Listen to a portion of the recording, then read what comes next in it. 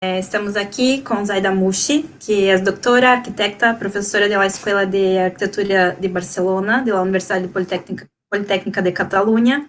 Ha sido coordinadora del Máster Laboratorio de la Vivienda del Siglo XXI, de la UPC también, de 2004 hasta 2014. Ha sido directora de urbanismo en la ciudad de Santa Coloma de Gramenet, en la área metropolitana de Barcelona.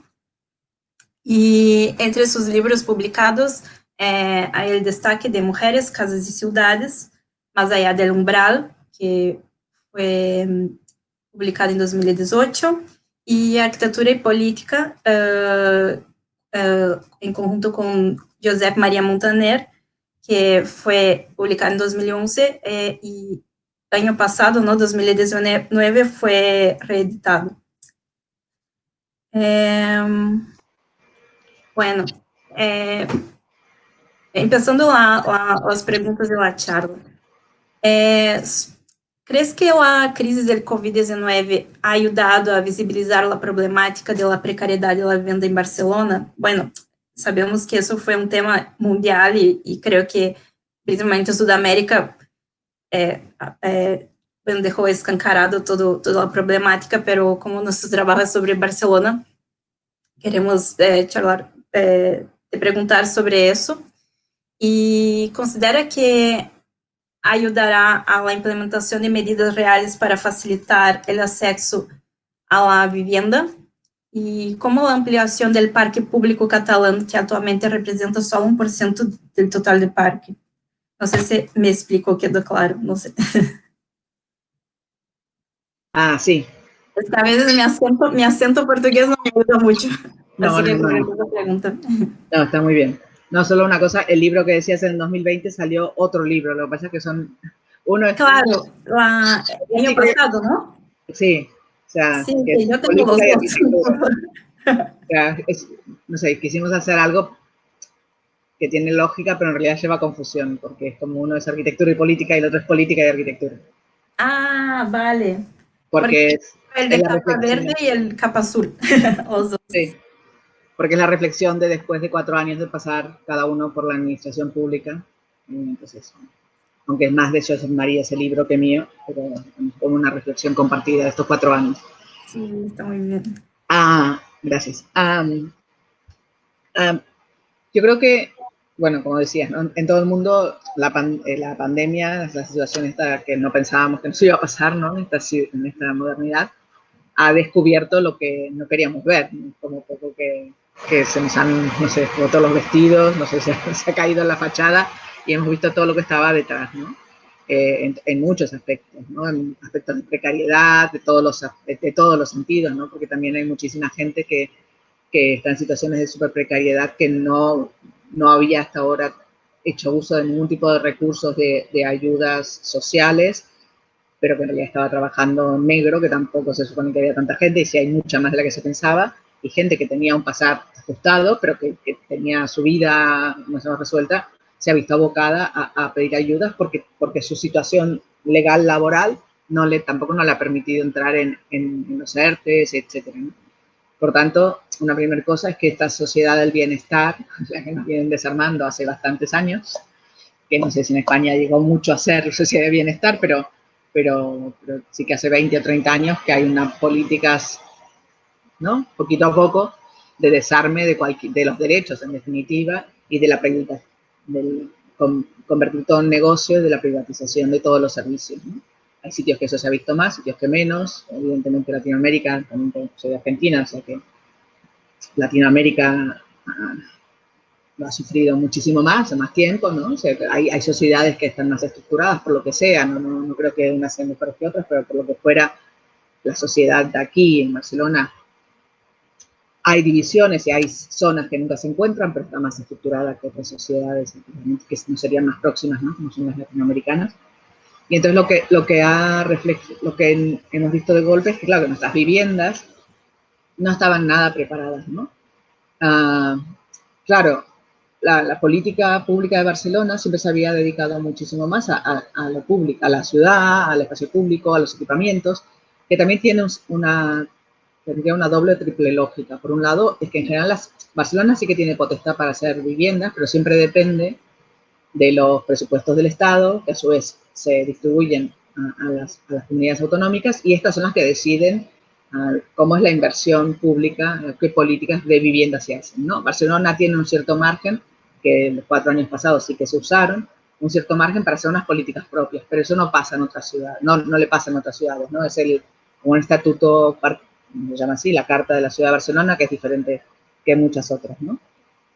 Entonces sí, el modelo Barcelona, lo que hizo famosa la Barcelona un poco desde la democracia ahora, es una ciudad que había apostado por el espacio público, y por eso también la insatisfacción o la incapacidad de las viviendas no era tan visible, porque realmente, bueno, podíamos estar estudiando en una biblioteca donde teníamos todos los servicios, tenemos servicios de comercio cercanos a todas las casas, por tanto nuestras casas pueden ser pequeñas, que compras, no necesitas la compra de supermercado grande, bueno, una serie de condiciones que la ciudad tapaba o complementaba la vivienda. De hecho, cuando vienen las estudiantes o los estudiantes latinoamericanos a los másteres, se ponen a buscar vivienda, igual les pasa también a quien viene de una ciudad más pequeña, de un pueblo, ¿no? Pero sí que el contraste con estudiantes que vienen de Latinoamérica, que en general pertenecen a las clases medias o medias altas y que viven en casas mucho más grandes, claro, se sorprenden de la calidad o no calidad de las viviendas en Barcelona, ¿no? Porque en general son viviendas pequeñas todas, o sea, yo ahora no me acuerdo, pero yo diría que un porcentaje muy alto de las viviendas de Barcelona están en 80 metros cuadrados, ¿no? Eso es bastante pequeño, y ahí creo, ahora no me acuerdo, pero por sobre 120 metros cuadrados, hay creo que un 10% de viviendas en Barcelona, o sea, realmente es muy poco, pero claro, todo eso se suplía porque en realidad no usabas la casa, ¿no? Pero de golpe hemos tenido que usar la casa como no pensábamos, y ojalá un día se acabe, no tuviéramos que usarla, ¿no? Entonces, ¿qué pasa? De golpe, mala calidad acústica, mala calidad ambiental, sin balcones, sin sol, con muy poco espacio, y claro, el hecho de estar viviendo y conviviendo en esos espacios, trabajando todos en la casa, y todas en la casa, pues ha revelado esta falta de calidad de la vivienda, pero no de la vivienda pública, de la poca que hay, sino de la vivienda en general, porque la vivienda de mercado no es ni ahí mejor que la vivienda pública, en el caso de España en general, no solo de Cataluña.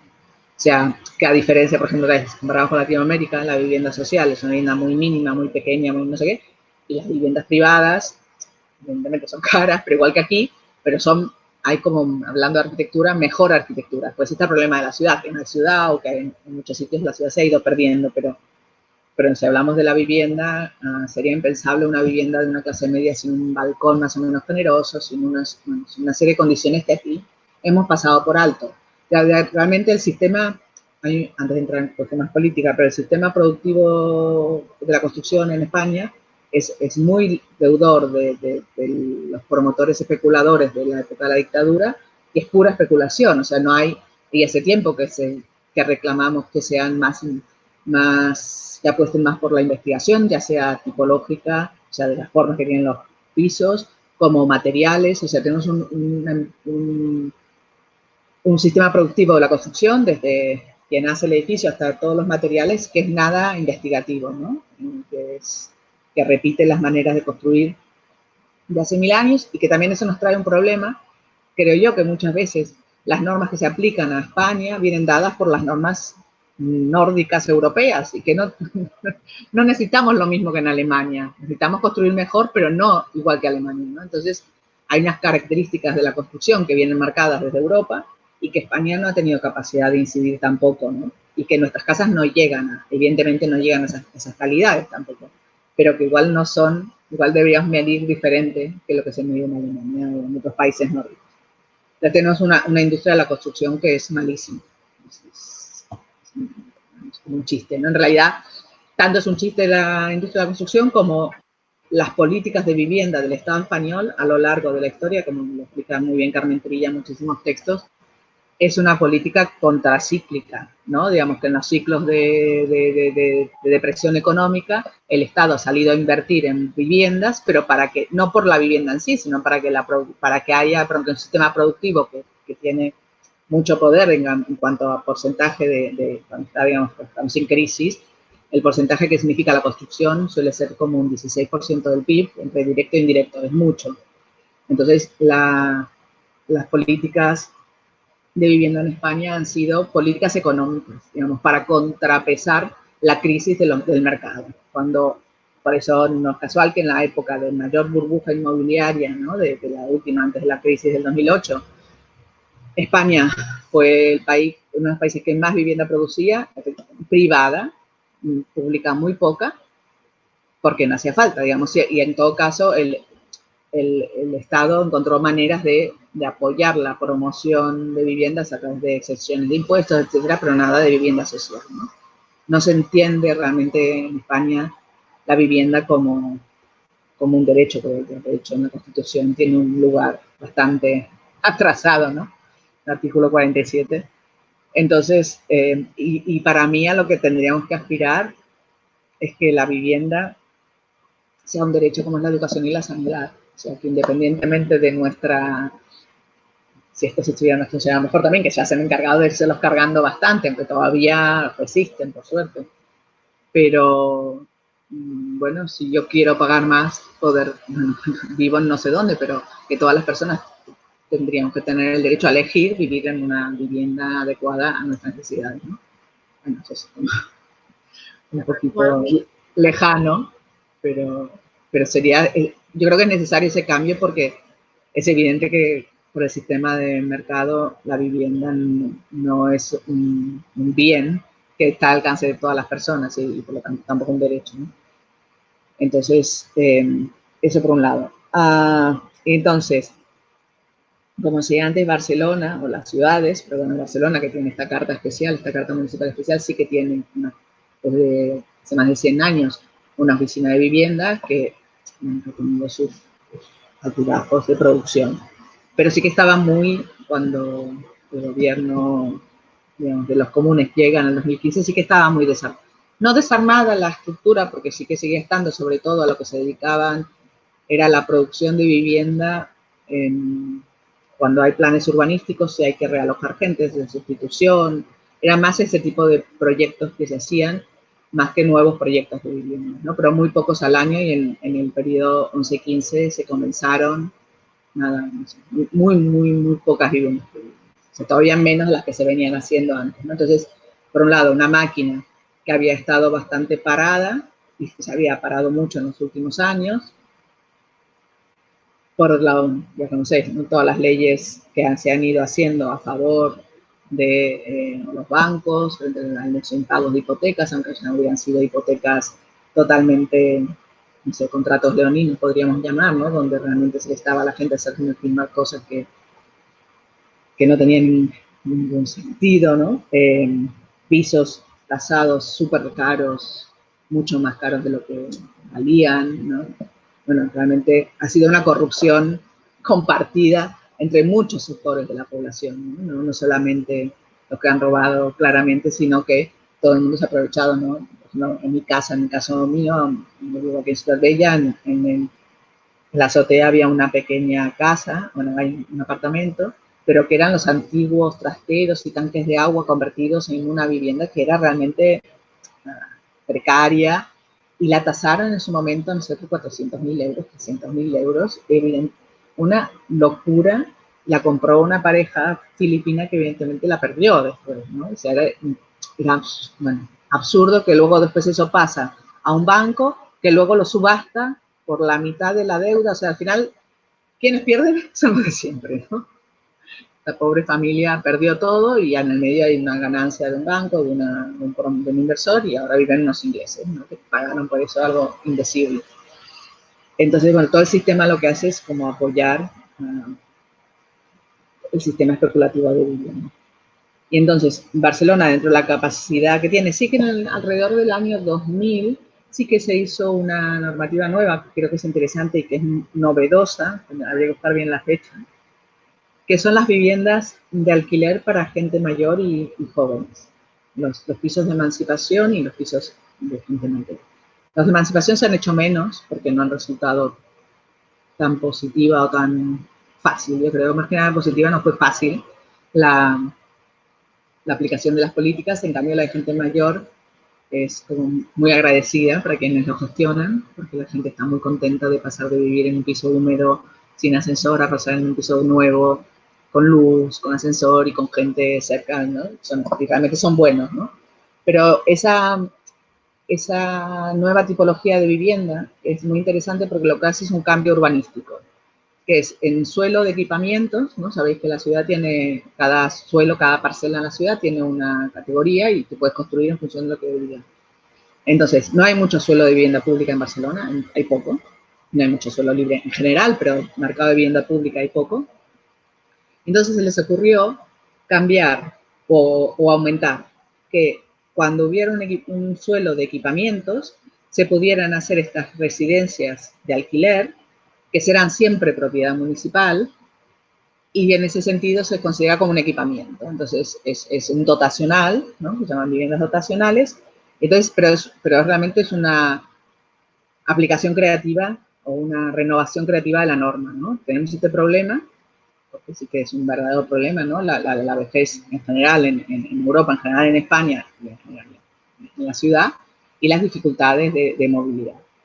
Y no sé qué cantidades se llevan hechos, pero bueno, es la única política que se ha mantenido desde, yo creo que el cambio normativo es como del 2000. Entonces, bueno, son pisos de alquiler que pagan un porcentaje de su renta mensual, que es una jubilación o una pensión, o sea que cada habitante paga en función de lo que gana, que se sabe, porque no son todas personas pensionadas, jubiladas. La única condición es que tienen que ser válidas, o sea, valerse por sí mismas cuando entran allí y luego se pueden quedar.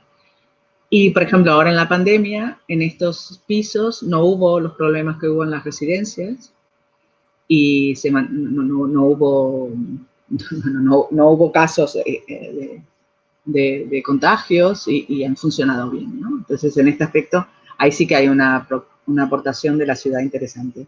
Y en los últimos 4 años, digamos, del 11 al 15, sí que lo que se intentó, que está reflejado en el plan de vivienda de Barcelona 16-21, creo que es, o 16-25, abrí como toda una batería de maneras de aproximarse a la vivienda, ¿no? Que también eso es un cambio que me parece interesante para cualquier aspecto de hoy en día, ¿no? Si en la modernidad, al hilo de los derechos universales del hombre, ¿no? Había como una solución única de vivienda, un modelo de ciudad, ¿no? Que hoy en día ni somos todas ni todos iguales y entonces necesitamos normativas o políticas que sean muy abiertas, muy flexibles o con muchas variedades, ¿no? O sea, una única solución no nos sirve. Entonces, lo que hace el plan de vivienda es reconocer, bueno, un poco esa diversidad y buscar todas las maneras que tiene la ciudad de intentar subir ese mísero 2% o 1,5, creo, ni 2% de vivienda pública que tiene la ciudad de Barcelona. Entonces, seguir construyendo viviendas para alquiler, ya no para venta, como se hacía antes, o sea, viviendas para alquiler, seguir con las viviendas para gente mayor, seguir también con las viviendas que habían empezado a hacerse ¿qué se llaman? Bueno, como albergues, como unas viviendas temporales, ¿no? Que además de seguirse haciendo, por ejemplo, un edificio cerca de Gloria, no me acuerdo el nombre de la calle, no sé si es Alibey, no sé, que es una pequeña torrecita de viviendas familiares y la otra, o sea, un bloque, están separados por un patio y el otro bloquecito son apartamentos muy pequeños que no tienen las condiciones de vivienda, sino que son para temporales, ya sea alguien que pierde el piso, estas situaciones que se dan un montón y que las soluciones que tienen muchas ciudades, porque no hay pisos públicos vacíos para dar respuesta a todas las porque en realidad son los municipios quienes que tienen que dar respuesta a la gente que se queda en la calle por un desahucio o ya sea de propiedad o de alquiler. Y las ciudades no tienen ni medios económicos ni tienen pisos en propiedad suficientes. Claro, Barcelona es una excepción dentro del cuadro porque tiene dinero, ha puesto mucho dinero, aunque no es suficiente nunca, Pero, por ejemplo, en Santa Coloma, donde yo estaba, claro, cada vez que hay un desahucio, según la ley, es el ayuntamiento quien tiene que ser responsable, pero no hay manera. Se intentó hacerlo de Barcelona, pusimos a pagar rentas desde el ayuntamiento, pero ni hay pisos vacíos, terminas mandando, o también a mujeres que han sufrido un maltrato machista, mandas a un hotel. Entonces, bueno, estos apartamentos, esos alojamientos, lo que buscan es ser un espacio puente sustituto de ese hotel, que es mejor que un hotel, pero hasta poder tener una vivienda, ¿no? Entonces, eso también se ha hecho. Dice que mi micro es ruidoso. Eso se ha seguido haciendo y se ha hecho dentro de estas, unos edificios que se llaman APRO, que son alojamientos de proximidad, no sé cómo se llaman, pero hay uno en Ciudad Bella, recién terminado, que son unas viviendas hechas en contenedores de barco, que se tiene que construir otro en Glorias, que espero que empiece muy pronto, al lado del Design Hub, y otro en Sanz, en la Bordeta, ¿no? en Can Batlló. La idea de eso también era buscar una manera de investigar en lo que antes decía que falta, en la industria de la construcción, e intentar una manera rápida de construir viviendas. Nunca nada es tan rápido como se quiere, porque, bueno, el proceso es lentísimo. Desde que tienes el suelo hasta que la vivienda está acabada, son 8 años, más o menos, de proceso. Es horroroso lo que se trata. Y con este APROP, con el primero que hicieron, tardan como 3. A ver si con los próximos tardan menos. Pero bueno, ya están tardando también. Pero bueno, que no hay manera, la máquina es muy lenta. Entonces, bueno, lo que iba, que desde las políticas de vivienda del ayuntamiento se ha intentado, bueno, hacer esto, esa PROP, hacer las políticas de cohousing, que también es una petición que viene de la sociedad organizada, pero que había que articular toda la cuestión legal, los cohousing, viviendas de alquiler, comprar viviendas, pagar unas rehabilitaciones a propietarios a cambio que pongan durante 5 o 10 años el piso en alquiler social. Bueno, buscar todas las posibilidades, comprar edificios enteros que los habían comprado fondos buitre, por ejemplo, porque Barcelona también tiene una cosa que no tienen todas las ciudades, que es una figura que es la del tanteo y retracto, que no la tienen todas las ciudades, son muy fácil de ejecutar porque tienen mucho dinero, que funciona así. La figura de Barcelona empezó está bien, para intentar proteger, por ejemplo, tú haces una intervención pública en una zona y dices, bueno, 200 metros a la redonda, que este proyecto público va a impactar en esta zona, y entonces para que no se expulse gente o para que no haya una gentrificación a lo loco, marco toda esta zona de tanteo y retracto. ¿Qué quiere decir? Que cada vez que haya una transmisión de un bien en esa zona, un bien inmobiliario en esa zona, antes que se firme, ¿no? Pero que ya ahí tiene precio puesto y todo, el ayuntamiento es comunicado que se va a hacer esta transacción. El ayuntamiento lo puede comprar al precio que se está haciendo, que se iba a hacer esa transacción. Eso tiene también como dos objetivos. Uno, evitar blanqueo de dinero, porque también, si tú pones que lo vendes a 5 y en realidad estás vendiendo a 10 porque 5 van bajo la mesa y el ayuntamiento lo va a comprar a 5. O sea que te arriesgas a perder. Entonces, en principio evitarías un poco esto. Y por otro lado, bueno, intentar controlar o equilibrar las fuerzas, ¿no? de la especulación en sitios donde el ayuntamiento hubiera invertido. Y entonces el Ayuntamiento de Barcelona hace un par de años declaró toda Barcelona área de tanteo y retracto. Bueno, es una declaración fuerte. No puedes actuar en todo donde quieres actuar porque evidentemente necesitas muchísimo dinero, pero bueno, es una herramienta que se ha usado bastante. Por ejemplo, para comprar un edificio entero en el Raval, que yo sepa, donde estaban echando a todas las familias súper pobres que viven ahí para hacer un edificio nuevo total. Y sí se compró y se ha hecho un proceso de rehabilitación. Sí, ¿querías contar algo?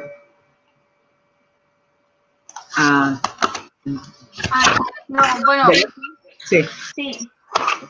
Sí, yo quería preguntar, volviendo al tema también, que sí que tiene razón que la vivienda tendría que ser un derecho, ¿no? Y no un privilegio como que es lo que es ahora mismo en estos momentos, tener una vivienda que tenga una salida al exterior mínimo, que, bueno, que tengas luz natural, es como, para muchos jóvenes, ¿no? Que se van a independizar, o muchos que ya nos hemos independizado y que todavía estamos como, wow, tiene luz, es una locura que todavía sigamos así, ¿no? Y hablábamos también de si existía algún tipo de correlación entre, volviendo al tema del confinamiento, si existía algún tipo de correlación entre la dimensión y las condiciones de la vivienda y la salud mental de las personas y concretamente de las mujeres, ¿no? Porque al principio del primer confinamiento sí que salían muchos estudios que se habían hecho, ¿no? Que decían que había aumentado el nivel de ansiedad, de estrés, y bueno, y no lo decía, sí que había diferencias entre las mujeres sí que habían aumentado más este nivel de ansiedad. No hemos encontrado ningún estudio que diga que existen diferencias reales entre el tipo de vivienda, pero sí que obviamente no es lo mismo pasar el confinamiento en una favela que en cualquier piso de aquí de Barcelona, ¿no?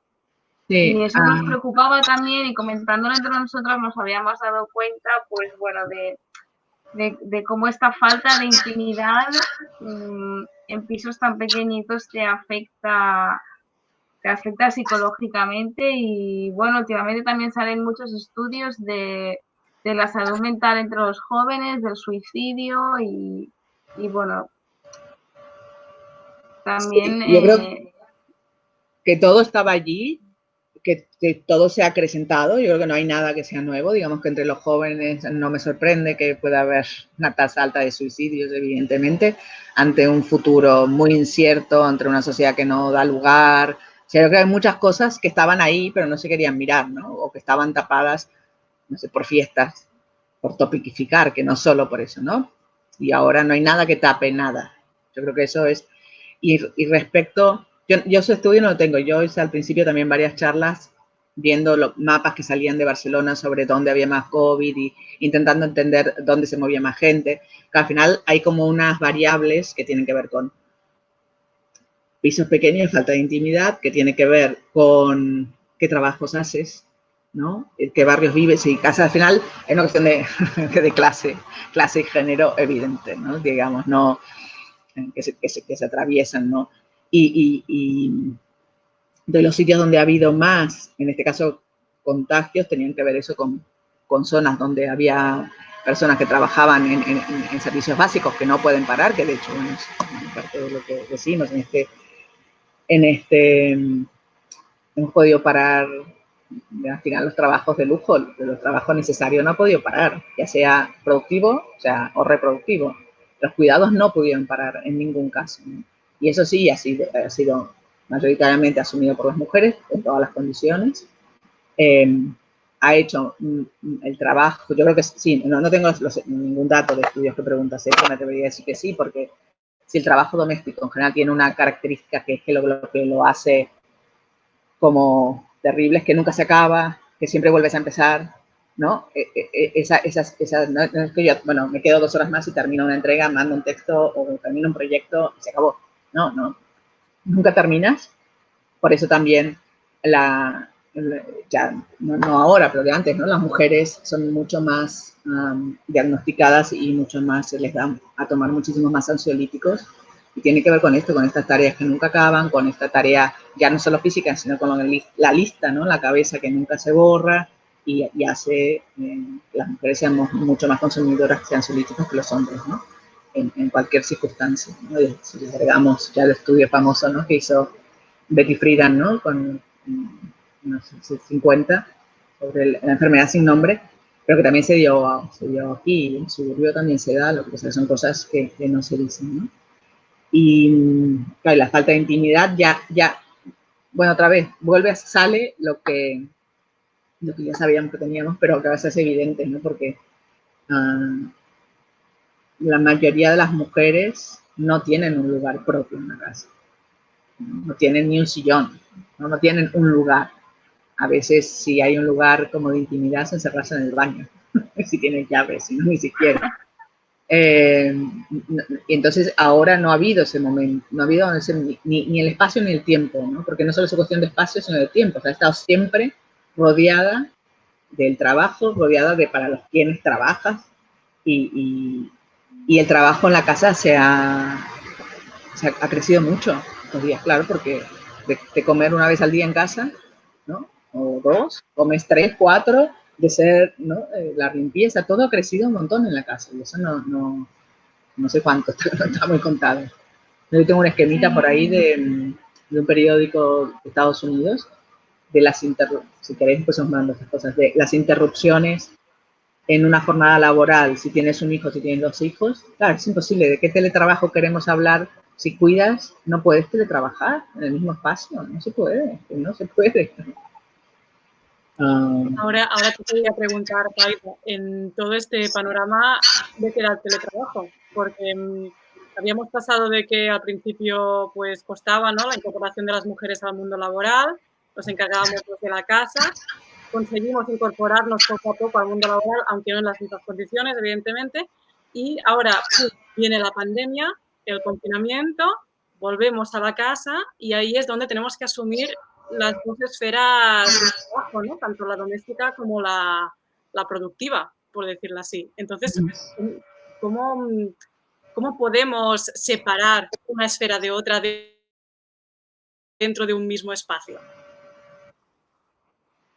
Sí, yo creo que no hay que pedirle a la casa más de lo que puede dar, ¿no? Y no sería lo ideal. Sí que tener casas que entre el sol y que haya algo de exterior, o al menos que abras unas ventanas y el sol te entre. Estés de una foto de unas chicas vecinas que abrían la ventana y tomaban sol dentro, el sol entraba. Bueno, eso al menos, ¿no? Pero lo de trabajar en casa no es una idea. Yo creo que, no sé, igual vosotros lo hacéis, yo lo he hecho también, y hay pues que lo he hecho, pero lo que sí habría que pensarse son maneras, digamos, porque lo que puede estar bien es no generar más movilidad de la necesaria, ¿no? Que también eso es riqueza, ¿no? Al final movernos, encontrarnos, el serendipity, ¿no? El encuentro casual, es el valor de la ciudad. Pero si tenemos que restringir movimientos o algún día movernos menos, yo creo que lo que habría que abogar es por espacios de trabajo tipo coworking, que no sean pagados, que sean públicos, no sé, de alguna manera, en plantas bajas en un entorno próximo a tu casa, ¿no? Que hay muchas, ahora desgraciadamente también hay muchas plantas bajas que se han cerrado porque hay muchas tiendas que no están.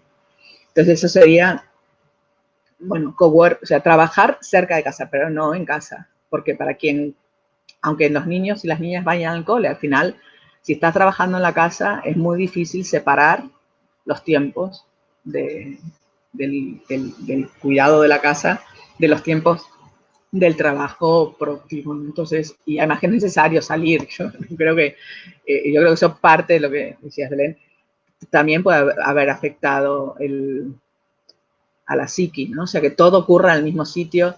Bueno, a mí un día me patinó un poco la cabeza, porque por un lado esto es muy cómodo. Estamos reunidas aquí a las 6, no nos hemos movido, no hemos gastado tiempo en moverse, que te vas acostumbrando y dices, ay, no, me tengo que mover y entonces no hago, no sé. Eso es peligroso. Pero en algún punto la cabeza no puede ser. Yo hablo con vosotros ahora y por ahí dentro de 3 horas me conecto con México y mañana a la mañana me conecto con Buenos Aires. No, hay algo de ahí que no, que nuestra cabeza, no sé. Y aparte que puedes estar con 2 pantallas y con, no, como que ese exceso de multitasking, y además si tienes hijos cuidando o si estás cocinando que no se te queme, creo que eso no llevado a este extremo, ¿no? Y la soledad, porque a pesar que, bueno, yo siempre digo que yo no me puedo quejar de nada, estoy súper bien, mi familia no le pasa nada, tengo un trabajo, cobro por él, y si yo no estoy bien, o sea, que no tengo nada, ¿cómo no va a estar mal cualquier otra persona, ¿no? Desde que no sabes que has tenido enfermos, que si vas a cobrar el mes que viene, si la preocupación también por los hijos y por esta etapa, ¿qué pasa con los chicos que se están formando ahora y las chicas? Qué difícil formarse sin socializar, ¿no? Entonces, bueno, creo que si afecta a mi cabeza, que está bien, que estoy en una buena circunstancia y que ya tengo la vida hecha, ¿cómo no va a afectar el resto de las cabezas, ¿no? Pero creo que son cosas que en general dan miedo de afrontar, ¿no? La sociedad no suele hablar de los problemas psicosociales, podemos decir, y sí que está como acostumbrada a diagnosticar. Bueno, me estoy yendo por las ramas, ¿sí? Pero por ejemplo, a mí me sorprende ahora cada vez más en la escuela, en la universidad, que me llegan avisos de, bueno, atención con este estudiante que tiene, no sé si presta la atención, si pasa algo, bueno, como diagnosticados, no sé, algo psiquiátrico. Otro que me viene y me dice, no estoy bien, o sea, un chico, nosotros nos vimos este año 3 veces con los estudiantes físicamente. Y una de las veces, o sea, 4 días, por grupos. Y una de las veces llega un chico y me dice, no sé si voy a poder corregir porque estoy, me dice, tengo no sé qué, que fue lo que me dijo, algo psiquiátrico.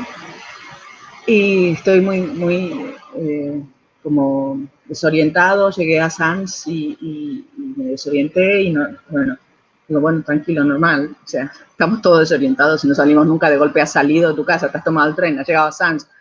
Bueno, sí, que de golpe te encuentras en un sitio que te habías olvidado de estar, ¿no? Pero lo que me preocupaba de eso es por ahí estamos en una transición, ¿no? De un exceso, de pasar de que todos, la norma, y alguien se sale y ya se sale, queda fuera, y ahora dentro de esa norma hay tantas distinciones que son aceptados, pero son distinguidos como diferentes, ¿no? No sé, me preocupa mucho también este exceso de patologización de todo, generándoles unas, ¿no? Porque también me dijo el chico no, que cambié de medicación, o sea, todo con medicamentos, no, bueno, es otro tema, pero creo que esta circunstancia, a estas categorizaciones que cada vez aumentan más, que, no sé, por ahí es bueno, si yo no entiendo eso, pero me parece, ¿no?, que esto reafirma de mala manera esas diferencias, ¿no? Está bueno saber que somos todos diferentes, ¿no? Todos y todas diferentes, y no, ¿qué es lo normal? No hay nada normal, ¿no? En lugar de ir cada vez diagnosticando, cada uno de nosotros tendrá una enfermedad, porque todos somos distintos. Queríamos preguntar también, Sí. volviendo un poco a Barcelona ciudad, ¿cómo está Barcelona planificada, la planificación urbana de Barcelona, en términos desde una perspectiva feminista y pensando también en las mujeres jóvenes, que es un poco el perfil en el que nosotras entraríamos y en el que nos queremos centrar? ¿Cómo está planificada Barcelona? ¿Tiene cosas que mejorar? ¿Y se ha notado algún cambio a raíz de la pandemia y del confinamiento en ese sentido? Mejorar siempre tendrá que mejorar. También situándonos en relación a muchas otras ciudades del mundo, evidentemente Barcelona tiene una situación muy privilegiada, aunque también tiene para mejorar. Es cierto también que en general en Europa lo políticamente correcto hace que muchas veces algunas cosas sean ciertas y otras no tanto, pero que se vean menos las faltas. Evidentemente cuando estás en un entorno de máxima desigualdad, en principio es más fácil ver las desigualdades, aunque a veces no se vean igual. Claro, yo hace rato que no soy joven, o sea, no podría responder como la ciudad está preparada. Yo creo que es más vuestras experiencias las que pueden servir. A mí personalmente, y ahora vamos más sobre la ciudad en general, pero cuando yo llegué a Barcelona hace 30 años, unos cuantos, que era joven, para mí fue una liberación respecto a lo que era ser una mujer joven en la calle en Buenos Aires, ¿no? Donde yo tenía que pensar qué me iba a poner, a qué iba a volver, bueno, en qué me iba a mover para ver cómo iba a ir vestida, ¿no? Y en general lo que hacía era ponerme una cosa que me tapaba toda y así todos tenías problemas, ¿no? Y aquí fue llegar y ir por la calle y decir que vas en pelotas y no te va a decir nadie nada, qué maravilla. Eso es cierto que también ha cambiado, desgraciadamente. Y sé por hijas de amigos que la ciudad ya no es tan amable, ¿no? Que sí que hay más problemas. O sea, en cierta manera ha habido bueno, el neoliberalismo también ha impactado en la aparición de todos estos fachas que han aparecido y eso ha hecho, ¿no?, que también haya una parte de hombres y de juventud también, no solo hombres mayores, que han retrocedido en el respeto hacia las mujeres, ¿no? Otros diversos. pero dentro de las ciudades existentes, Barcelona es una ciudad, yo creo, bastante mezclada, que sería una de las bases de esa ciudad, en principio, más segura, más amable para las personas, incluidas las mujeres jóvenes, ¿no? Que hay actividades diversas, que no, también las zonas de residencia, de vivienda, no son solo, en general, no solo de vivienda, sí que hay algunas zonas que son más o residenciales o de trabajo, y que es donde se producirían, para mí, mayores problemas. El problema de la seguridad, por ejemplo, en la calle, tiene que ver con que haya gente diversa y actividades diversas en la calle, ¿no? Entonces hay barrios que si solo de trabajo, de fábricas o oficinas son un problema, pero Barcelona tiene poco de eso. Tiene para mejorar. Por ejemplo, si pensamos en el 22 como una nueva proyecto urbano que era mejor en los papeles de lo que después fue, ahora se ha vuelto a cambiar y esperemos que también sea mejor. Pasa el planeamiento es muy lento y muy largo en el tiempo y muy rígido en cierta manera. Entonces, cuando tú planeas algo para que pase, que al final termina pasando 30 años después, con los tiempos y los cambios que hay ahora tan rápidos y tanto cambio, ¿no? Al final, cuando llegas a aplicar el planeamiento urbanístico ya no te sirve, ¿no? Entonces, bueno, el 22 tenía un problema que tenía muy poca vivienda, ¿no? Y de alguna manera estaba volviendo a ser una zona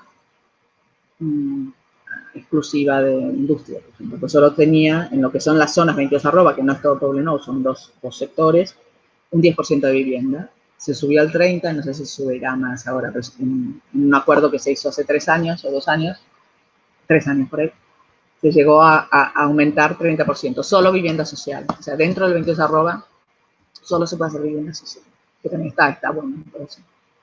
Y por ejemplo, yo también como anécdota, hace por ahí 6 años o 7 años, fui a ver un edificio un europeo que está ahí en lo que ahora es la Superilla, para unos amigos que venían y les habían ofrecido para alquilar un piso allí. Claro, yo llegué a las 6 de la tarde, no estaba la Superilla, ¿no? O sea, antes. Y llegué y digo, vivir aquí, qué horror. O sea, no hay nadie. Entonces dije, no alquilen esto, no busquen otra cosa, porque esto no, o sea, para Tatiana, o sea, para la mujer de la pareja, es que será horrible. O sea, salir a la tarde, noche, ahora, no. Claro, hoy sería otra la respuesta, ¿no? Con esa Superilla, con las zonas de juego, con que hay más actividad en la calle, con que las viviendas, se han terminado viviendas que no estaban. Entonces yo diría que Barcelona tiene para arreglar, pero tiene, por ejemplo, también otra cosa que hace, a pesar del turismo, sigue manteniendo como ciertas identidades de barrio, ¿no? Y que tiene que ver con el comercio de proximidad, con una serie de equipamientos que han logrado esas, ¿no? Para mí son los mercados, las bibliotecas y las escuelas. Para mí son 3 elementos básicos de la generación de una comunidad que, aunque no te conozcas, no seas amigo de esos vecinos, el encuentro casual, casi diario, ¿no? Del mercado, de la panadería que pasas y saludas, todo eso va generando una red de conocimiento y de tranquilidad, que aunque no conozcas, están ahí, ¿no? Son tus vecinos que están ahí. Yo creo que eso es muy importante para la seguridad en general. Pero yo creo que el problema mayor de las jóvenes hoy en la ciudad tiene más que ver con un retroceso social que ha habido respecto a las mujeres. Por eso se ha tenido que hacer también esos como puestos que pusieron también desde hace unos años en las fiestas, ¿no? Los puntos lilas, espacios de apoyo a mujeres, ¿no? Porque aparte, desgraciadamente, esa falta de respeto es transclase y transideología. No se salva a nadie, no se salva a ninguno, que nadie, desgraciadamente. Sí, y luego también queríamos hablar un poco porque, bueno, leyendo información tuya y mirando, bueno, entrevistas y tal, veíamos que muchas veces dices que los espacios dentro de los hogares están jerarquizados, ¿no? Y pones el ejemplo de la cocina, que la cocina siempre está como al fondo del pasillo, donde la mujer está ahí haciendo los macarrones, ¿no? Mientras los hombres decían, literal, que están haciéndose, bueno, un pachará, ¿no? Se queda en el salón. Y bueno, nos ha resonado mucho porque, bueno, en realidad nos habíamos fijado y al final, bueno, es verdad, ¿no? Yo en mi casa que tenía de pequeña era así y al final le das como todo un sentido. Y también queríamos preguntar cómo, y bueno, esta mañana también viendo un vídeo de una entrevista, una señora decía que, no me acuerdo del nombre, igual Andrea se acuerda del nombre, hablaba de unas casas que habían hecho sin cocina. Melusina Faye-Pierce, que Mm, tiene una sí, teoría sobre las casas, que las casas no tengan cocina. Bueno, también queríamos hablar un poco de esto. sí. Además ha tenido continuidad en la historia, la Mm, idea de no poner la cocina. mm. ¿Y qué objetivo tiene? Y bueno, si realmente es una opción. Vale, sí, hay dos cosas. Una, empezamos por esta última. Melusina Faye-Pierce es una activista teórica, no sé qué, de mediados del 19 norteamericana, ¿no? A mediados del 19, que es donde se empiezan a visibilizar todos los cambios derivados del cambio socioeconómico, político, productivo que deriva de la revolución industrial, que había empezado 100 años antes, ¿no? Con la máquina de vapor en 1750.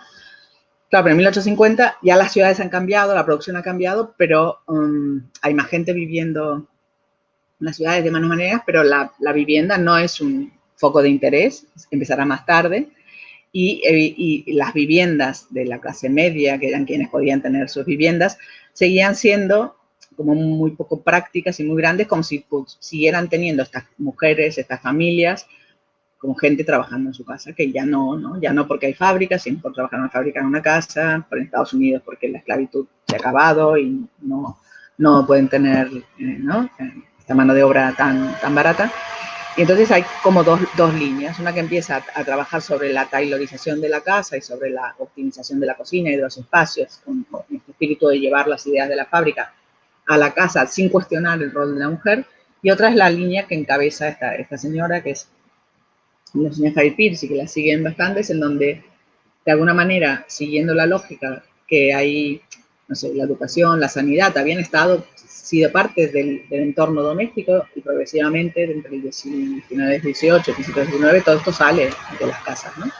Entonces, ¿por qué no sacar la cocina, el pensamiento que tiene ella, cuando también necesita de conocimientos y de máquinas específicas, maquinaria específica? Y también porque a mediados del 19 ya hay máquinas, no sé, más industriales para lavar, para cocinar, pero no en las casas. En las casas se sigue cocinando con suerte, con una cocina económica, y si no, en el fogón. O sea, realmente muy poco práctico, muy poco ágil, etc. Entonces dice, bueno, puede hacerse de manera colectiva este trabajo, y puede ser colectivo, cooperativo de las mismas mujeres de las casas, o puede ser un trabajo externo, que yo contrato hombres o mujeres para hacer un trabajo, que es cocinar, que es lavar, que es coser, que es planchar, pero es un trabajo como otro, ¿no? Digamos y lo que critican las feministas más radicales, entre Hayden, historiadoras de la arquitectura y de la ciudad, es que Melusina Faye-Pierce un poquito, pero todas estas mujeres que trabajaron sobre cómo mejorar los entornos domésticos no cuestionaron el rol de la mujer como responsable de estas tareas, ¿no? Yo creo que también a veces es la revolución, no la haces a poquito, o se hacen los cambios, o la gran revolución, pues igual tampoco, no, mientras tanto, ¿qué pasa, no? Entonces yo creo que el mientras tanto era mejorar que las mujeres, ya sea con la cocina propia o con la cocina colectiva, tuvieran menos tiempo que dedicarle a esas tareas para poder tener algo de tiempo libre para formarse o para ser activamente políticas, porque coincide todo esto con los movimientos sufragistas, ¿no? Entonces, para poder ser activa políticamente, y eso lo podríamos enlazar a hoy también cuando se habla de participación. Si queremos participar, no podemos trabajar 8 horas al día en el mundo productivo. Hay que trabajar menos horas y hay que dedicarle otras horas a lo comunitario, ya sea la participación, lo social. O sea, yo creo que deberíamos tener unas horas, pero lo que no podemos es sumarle a las 8 horas de trabajo, 2 de viaje, cuidados de la casa, horas de participación. ¿Quién puede al final participar, ¿no? Entonces, por un lado, esa trayectoria, esa idea de la casa, de los trabajos cooperativos, y de hecho ella tiene un libro que es qué significa el trabajo cooperativo doméstico y qué no. Si queréis algún día, yo tengo una buena biblioteca, os la pongo a disposición si necesitáis algo. Eso que pues eso que decías tú, sobre todo lo digo en algún texto, porque a las que estudiamos arquitectura nunca nos contaron que esa idea de la vivienda colectiva comunitaria había sido un éxito, ¿no? Parece que lo aspiracional, y tampoco se lo han contado a la sociedad, ¿no? Lo aspiracional es tener tu casita suelta en el medio de la nada, cuando ese es un modelo que sabemos por Betty Friedan y sabemos que es anti-igualdad y que a las mujeres nos jode muchísimo, ¿no? O sea, vivir aislados, tanto por seguridad como por las tareas que significan, etcétera, ¿no? Y además por la segregación en todos los aspectos también, por clases, etcétera, ¿no? Entonces, y hay una historia, no mainstreaming, no súper fuerte, porque a ningún estado, ni siquiera del socialismo soviético, cuando sí en un principio sí que hacen las casas comunas, también después dejan de hacer casas comunes, porque no les interesa, porque ya lo que genera cualquier tipo de esta vivienda donde se comparten más cosas es una sociedad crítica, consciente, en red, o sea, mucho más fuerte que es tener familias viviendo cada quien en su casita. Evidentemente, son los dos extremos de modelo social, que uno genera puro individualismo y pura desconfianza, lo vimos estos días en el Congreso de Estados Unidos, por ejemplo, ¿no? Genera esa desconfianza al otro, a la otra, esas, bueno, engaños fácilmente engañables frente a una sociedad más colectiva y comunitaria, que en ese sentido también, si vamos al modelo ciudad, es mejor una ciudad densa, a donde, bueno, faltarán otras cosas, pero la comunidad se puede, al final, te puedes organizar mejor. Entonces es una historia que tiene sus éxitos y tiene, en el caso de arquitectura, proyectos súper interesantes desde ese momento, desde 1860 hasta el día de hoy, ¿no? Pero ahora se ha puesto un poquito de moda hablar de cohousing, pero ha sido un gran desconocido desde la arquitectura, ¿no? Y si vamos a lo que decía al principio Belén, de las jerarquías de las viviendas, la misma normativa, o sea, las viviendas se basan en unas normas de diseño. Las primeras son como de los años 60, de la época de Franco, y se han modificado, pero no gran cosa. No gran cosa, y en todo caso se modificaron para peor. Más pequeñas, ¿no? Se han permitido. En donde hay una clara jerarquía del espacio de dormir. Hay un espacio para dormir más grande. Si hay una habitación que es más grande, la siguiente es más chica. Las dos siguientes, en caso de ser 4, que serían el máximo de habitaciones, tienes la mayor de 10, las otras dos de 8 metros, y puede haber una cuarta de 6 metros cuadrados, que en realidad no sirve para nada, bueno, para poner una cama y nada más, y que termina siendo en la casa de seguro de las abuelas, o no sé más, donde está la plancha, donde se tiran los trastos, o sea, porque realmente tiene un tamaño que no sirve, ¿no? Entonces, desde esa idea de que hay una jerarquía de dormitorios, está pensando en un solo tipo de familia, donde hay una jerarquía clara entre el padre y padres, que tampoco tiene ningún sentido, donde además los padres que están, en caso de haber padre y madre, no están en casa, no usan la habitación, no se para dormir, en cambio los niños y las niñas están más en la casa, y sin embargo, si tú quieres cambiar y dejar la habitación grande para niños y niñas, muchas veces la cama doble no entra en caso que quieras poner en la otra habitación por cómo están distribuidos, ¿no? Por tanto, ya hay una idea de jerarquía familiar difícil de romper, y que además, si compartes, ¿no? Cuando hacemos clase de vivienda, decimos, bueno, ponle que esa familia existe, está ahí, no pasa nada. Pero si queremos compartir entre amigos, 4 amigos, ¿cómo hacemos? El que va a la habitación de 10 con suite, con baño privado, paga que cuanto más que el que está en la de 6. O se rotan, cada 2 meses cambian de habitación. O sea, que está pensado muy para un tipo de familia, ¿no? Entonces, si nosotros tuviéramos estos espacios para dormir, o espacios del mismo tamaño, y decidimos si son para dormir, si son para estar, o sea, no ponerle tanto nombre a las cosas, sino hay unos espacios. Nosotros en un trabajo que hicimos le llamábamos, bueno, había unos que eran los como los de estancia y otros de soporte, ¿no? Los de estancia serían los que usamos para dormir, para estudiar, para comer, para estar con amigos, para juntarnos con gente, y otros los de soporte, que necesitan unas infraestructuras especiales, que serían los baños y las cocinas y los lavaderos, que necesitan las tuberías, unas cosas que las otras no. Pero que entonces estos otros espacios de vida podrían ser todos iguales, y yo decido cuál es para una cosa, cuál es para otra, ¿no? Eso ya sería una rotura de jerarquías, que la norma española de momento sigue teniendo los metros, Y como siempre todo está tan calculado en los metros para esa, o sea, si tú, es difícil salirte, porque no te, o sea, todo es como un rompecabezas, hacer viviendas para cuadrar los metros, no.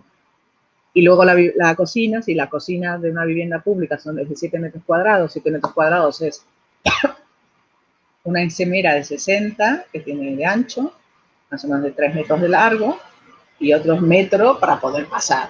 Y esa es una cocina, ¿no? Entonces, es una cocina donde no puede, sí, que poner 2 personas, pero se molestan. No puede haber, no sé, caso que haya niños, no sé, estudiando, o alguien charlándote, o alguien, no sé, haciendo otra cosa mientras alguien limpia, cocina, no sé qué. Luego suele tener el lavadero asociado a la cocina, porque es una trampa para hacer la cocina un poquito más grande. El lavadero son 2 metros cuadrados que tú puedes, lo sumas a los 7 metros, pero claro, también necesitas un sitio para lavar.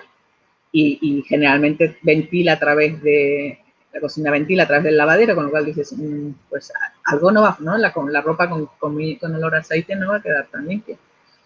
Y después también que la ropa, en general, estamos muy acostumbrados a tener la lavadora en la cocina, pero no tiene tampoco ninguna lógica funcional, ¿no? Cuando la ropa sucia sale del baño en general, ¿no? No cambiamos ahí, de la ropa o de las habitaciones, ¿no? Entonces debería ser como una zona de trabajo más ligada a las habitaciones. Entonces, sí, ahora te dejo, Sonia. Y la cocina, yo creo que tiene que ser, no, bueno, evidentemente no cerrada y aislada, sino un espacio, pero no permanentemente unida a las otras zonas de la casa, ¿no? Que tienen que estar diseñadas, para eso hay diseño, de tal manera que puedas estar trabajando allí, compartiendo otro sitio, pero que en un momento determinado que ya no hay que trabajar, esa cocina desaparece de tu vista. Porque tampoco tener la cocina con todos los trastos ahí sin lavar y no tienes ganas de lavar, pues ¿a quién nos molesta? A las mujeres, porque seguimos teniendo esa responsabilidad encima, ¿no? No sé, por ahí entre los jóvenes y las jóvenes cambia y ojalá, pero ¿quién dice cuando entras en la casa de alguien, ay, disculpen que no está ordenado? En general es una mujer. El hombre no se disculpa nunca que no está ordenado, ni lo ve, no se preocupa. Porque esto de la cocina, una vez con el que llevaba vivienda a Barcelona hace mucho tiempo, me decía, no, pero es que las mujeres son las primeras que no les gustan la cocina en el salón. Digo, no, lo que no nos gusta es tener una pared con la tele, una con la ventana y una con la cocina, que siempre está presente. Tiene que haber una manera que esté presente y a la vez que se puede esconder cuando no la quieres ver más. Eso es lo que no nos gusta. Pero no nos gusta tampoco encerradas. Sonia, ¿qué? Sí, es que te queríamos preguntar también en relación a lo que estábamos hablando sobre las cooperativas de vivienda, como La Borda, que está aquí en Barcelona y entre en Madrid, Sí. como alternativa a los pisos pequeños. O sea, ¿cuál es tu opinión? Porque entiendo que a nivel de acceso más a los jóvenes creo que no es tan accesible y no sé, ¿cuál es tu opinión? Sí, son 2 casos distintos. Entre Patios es una cooperativa que ellos tuvieron que comprar el suelo. O sea, Entre Patios cara porque el Ayuntamiento de Madrid no se dio suelo. En el caso de Barcelona, La Borda venía trabajando tiempo y con el cambio de gobierno se empezaron a hacer estas políticas de cesión de suelo. En el caso de La Borda fue cesión directo porque ya estaban trabajando y las nuevas cooperativas de cohousing ha sido concursos. En realidad, el Ayuntamiento ya antes entregaba suelo de vivienda pública a cooperativas. Pero lo que pasa es que cooperativas, hay una cosa que es una cooperativa de producción, como podrían ser las cooperativas de la asociación de vecinos, la cooperativa de los sindicatos, que la idea es producimos más económico, pero después cada piso es de cada quien y no propone un modo de vida cooperativo.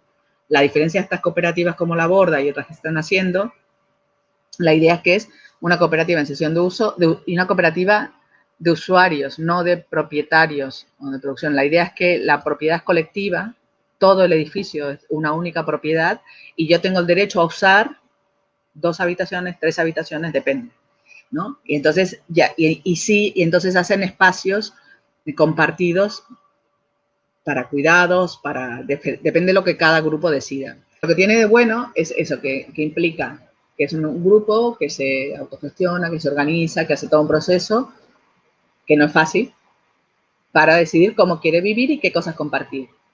En el caso de los de Barcelona, son viviendas de protección oficial, son viviendas que tienen que tener unas condiciones de superficie como las de las de protección oficial, y que tienen que ser para personas que también cumplan con los ingresos, las condiciones que pone la vivienda social, ¿no? ¿Dónde está el problema de este sistema hasta ahora como está en Barcelona? Es que requiere un dinero previo. O sea, Barcelona sí que da una cesión con un precio muy ajustado del suelo, no sé si es el tema, pero sí la construcción va a cuenta de los usuarios y las usuarias. Entonces, has de poner un dinero, has de avanzar. En el caso de La Borda, avanzaron creo unos 18.000 euros por unidad de convivencia. En el caso de La Balma, que es otra que está en marcha en Poblenou, creo que son unos 25.000 euros. Bueno, que al final sería como la entrada para una hipoteca, pero a veces no es tan fácil tenerlo, evidentemente, más si estás viviendo en otro sitio, entonces has de compensar, has de tener, bueno, una sería esa, que no todas las personas que quisieran pueden entrar. Luego que por ahí, si quisieras, si harías el esfuerzo para estar viviendo, pero como este momento como de doble vida, en donde vives en tu vida normal y estás construyendo esta cooperativa, no es fácil. Bueno, requiere un esfuerzo especial. Por ejemplo, en Suecia hay muchos de estos cohousing que son construidos por el mismo municipio y que después, a veces con participación de la misma esta comunidad que existe, pero esta comunidad no se hace cargo de la construcción, pero sí del programa, participa un poco en qué espacios necesitan.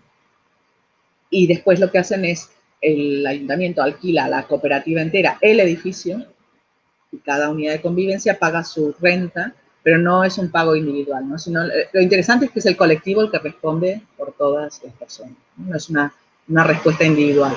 Por eso cuando son como los casos de Barcelona, que requieren dineros de hipotecas, y estos dineros en general solo lo dan las bancas éticas, porque claro, no es una hipoteca sobre un suelo, es una hipoteca solo sobre el edificio, y no hay una persona o dos personas responsables de cada vivienda, sino que todos de todo, ¿no? Y eso muchos los bancos, bueno. Pero bueno. Y entonces, después, por cómo es la normativa aquí, tú no podrías hacer casas sin cocina, que muchos de estos cohousing se plantean, pero casi en ningún sitio, pero entonces puedes tener cocinas pequeñas, porque para tener la cédula de habitabilidad de que seas una vivienda tienes que tener cocina. Si no serían residencias. Okay.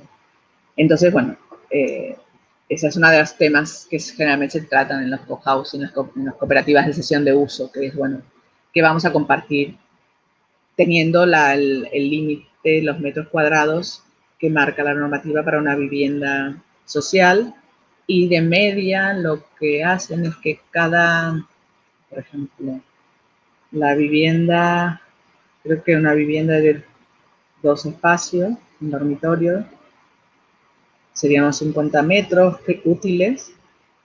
Creo que de media, bueno, la de 2 dormitorios cede 10 metros cuadrados útiles a lo colectivo, ¿no? Entonces pierde 10 metros de su casa privada a lo colectivo. Entonces en La Borda tienen una cocina, salón, no sé qué, una sala de usos colectivos, espacios de guardado conjuntos fuera en las pasarelas, que eso está muy bueno, eso también funciona en muchos sitios.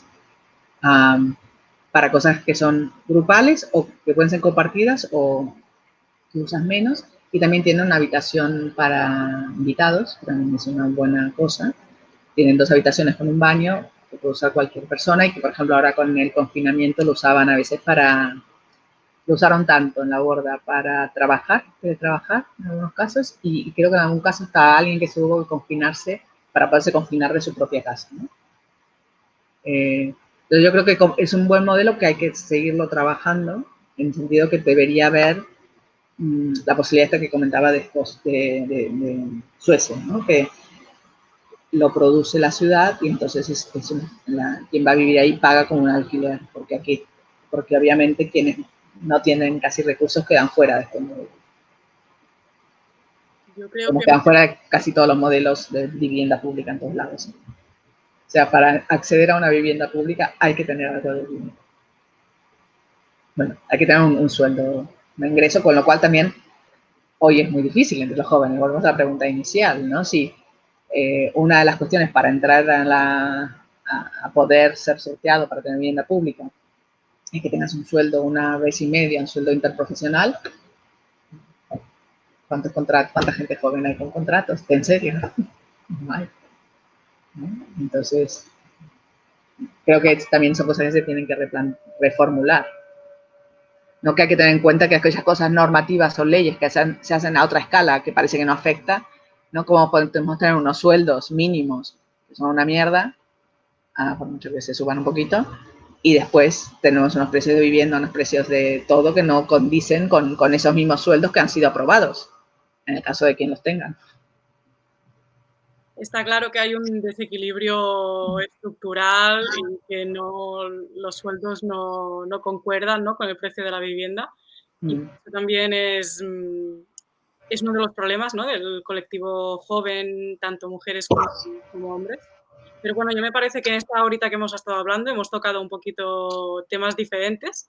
Ha sido una charla súper interesante y queríamos agradecerte mucho tu atención y que nos hayas dedicado esta tarde. Muchísimas gracias. No, de nada, un placer. Y bueno, ya sabéis dónde estoy.